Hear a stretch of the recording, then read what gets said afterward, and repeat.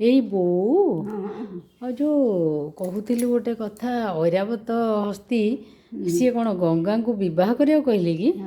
ଆଉ ସେଇ କଥାଟା କହିଲୁ। ସେଇ ପିଲାମାନେ ଶୁଣ ଗୋଟେ ମଜା କଥା ଯେ ଗଙ୍ଗାକୁ ଯେତେବେଳେ ଆଣୁଥିଲେ ଭଗୀରଥ ସେତେବେଳେ ବାଟରେ ଦରକାର ପଡ଼ିଲା ଯେ ଆସିକି ମେରୁ ମେଖଳରେ ଅଟକି ଗଲେ ଗଙ୍ଗା।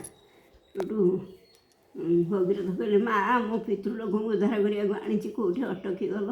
ନା କ'ଣ କରିବି ମୁଁ ତ ରହିଗଲି ଏ ମେରୁ ମେଖଳରେ। ଏ ମେରୁ ମେଖଳ ଗୁଡ଼ା ଫୁଟେଇକିରି କଣା କଲେ ମୁଁ ତଳକୁ ଯିବି ଆଉ କେମିତି ବାହାରିବି? ମୁଁ ବାହାରି ପାରୁନି ଏଠୁ।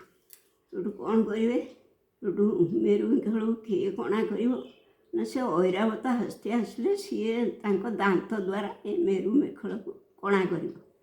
ହଉ ଐରାବତକୁ ଯେତେବେଳେ ଯାଇକିରି ଗଙ୍ଗା କହିଲେ, ଐରାବତ କହିଲେ ମୁଁ କାହିଁକି ତାଙ୍କ ପିତୃଲୋକ ଉଦ୍ଧାର ନହେଲେ ମୋର କି ଯାଉଛି? ମୋର କ'ଣ ଏଥିରେ ସ୍ୱାର୍ଥ ଅଛି କି?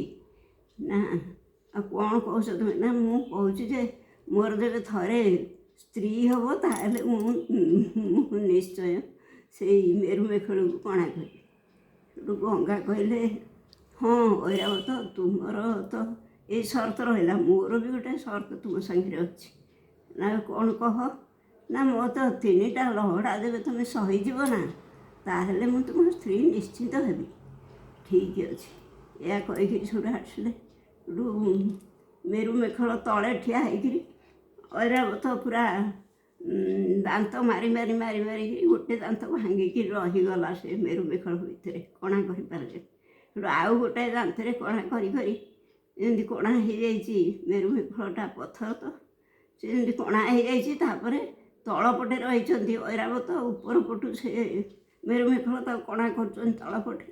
ସେଠୁ ଯେମିତି କଣା ହେଇଯାଇଛି ଗଙ୍ଗା ଏତେ ଜୋରରେ ବାହାରିଲେ ଯେ ତା ଦେହରୁ ସେ ଐରାବତକୁ ଗଡ଼େଇ ପଡ଼େଇ ବୁଡ଼େଇ ଉଠେଇ ନାକରେ କାନରେ ପାଟିରେ ପାଣି ପଶିଗଲା। ବେହୋସ ହେଇଯାଉଛନ୍ତି, ପୁଣି ହୋସ ଆସିଯାଉଛି। ଏମିତିରେ ଐରାବତ ଚିନ୍ତା କଲେ, କହିଲେ ଆଜି ଆଉ ଗଙ୍ଗାଙ୍କ ଠାରୁ ମୋର ମୁକ୍ତି ନାହିଁ, ମୋର ମୃତ୍ୟୁ ନିଶ୍ଚିନ୍ତ। ସେଠୁ ମନେ ମନେ ଚିନ୍ତା କଲେ ହେ ମା ମୋର ଭୁଲ ହେଇଯାଇଛି, ମୋତେ କ୍ଷମା କରିଦିଅ, ମୁଁ ବଡ଼ ଭୁଲ କଥା କରିଛି। ତାପରେ ଗଙ୍ଗା ତାଙ୍କୁ ଗଡ଼େଇ ପଡ଼େଇ ନେଇକିରି ହସ୍ତିନାରେ ଲଗେଇଦେଲେ। ହସ୍ତିନାରେ ଯେଉଁଠି ଲାଗିଥିଲେ ଐରାବତ ସେଇ ଜାଗାଟା ହସ୍ତିନା ବୋଲି କୁହାଯାଏ। ହସ୍ତି ଯେଉଁଠି ଲାଗିଥିଲେ ସେଇ ଜାଗାଟାର ନାଁ ରହିଲା ହସ୍ତିନା। ହସ୍ତିନା କଟକରେ ଗଙ୍ଗାରୁ ଲାଗିଥିଲେ ଯାଇକିରି ଐରାବତ। ଉଠିଲେ, ଉଠିକିରି ଗଙ୍ଗାକୁ ପ୍ରାର୍ଥନା କରିଛନ୍ତି, ବଞ୍ଚିଲେ ଯେମିତି ଲାଗିଗଲେ। କହିଲେ ମୋର ବଡ଼ ଭୁଲ ହେଇଯାଇଛି, ମୋତେ କ୍ଷମା କରିଦିଅ ଗଙ୍ଗା। ବଢ଼ିଆ କଥା। ବଢ଼ିଆ।